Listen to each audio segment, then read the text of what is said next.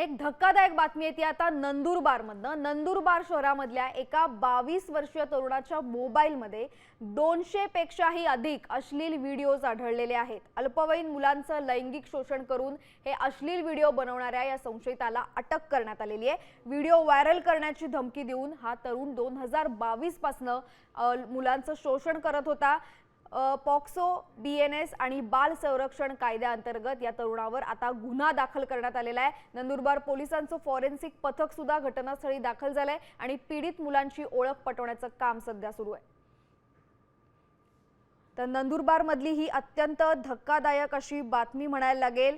200 पेक्षा अधिक व्हिडिओ या तरुणाच्या मोबाईलमध्ये सापडलेले आहेत। या संदर्भात आता गुन्हा सुद्धा दाखल झालेला आहे।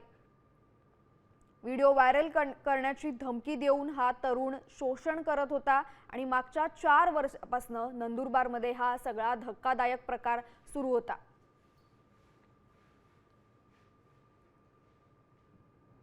त्याच्या मोबाईलमध्ये 200 पेक्षाही अधिक अश्लील व्हिडिओ सापडलेले आहेत। ही दृश्य आपण बघू शकतो, नंदुरबारमधली आहेत।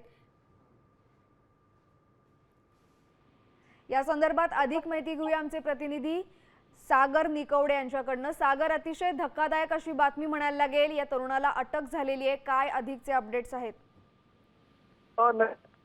शहरातील हा धक्कादायक प्रकार जो तो समोर आलेला आहे। नंदुरबार शहरात राहणाऱ्या 22 मोबाईलमध्ये दृश्यहून अधिक अश्लील आलेले आहेत।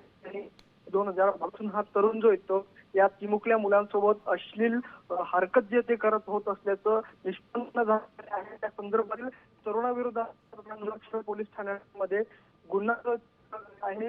आजचा तपास देखील आता सुरू करण्यात आलेला आहे। सागर, धन्यवाद तुम्ही दिलेल्या सविस्तर माहितीसाठी। तर नंदुरबार मधली ही धक्कादायक घटना आहे। या व्हिडिओ बनवणाऱ्या संशयिताला अटक करण्यात आली आहे।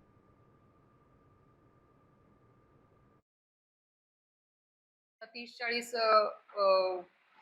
लहान मुलं प्लस युवक याला बळी पडलेली असल्याची शक्यता आहे।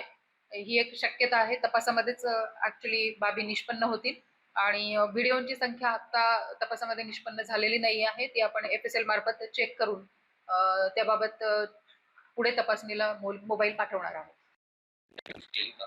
प्रथम दर्शनी साधारणपणे 30-40 लहान मुलं प्लस युवक याला बळी पडलेली असल्याची शक्यता आहे। ही एक शक्यता आहे, तपास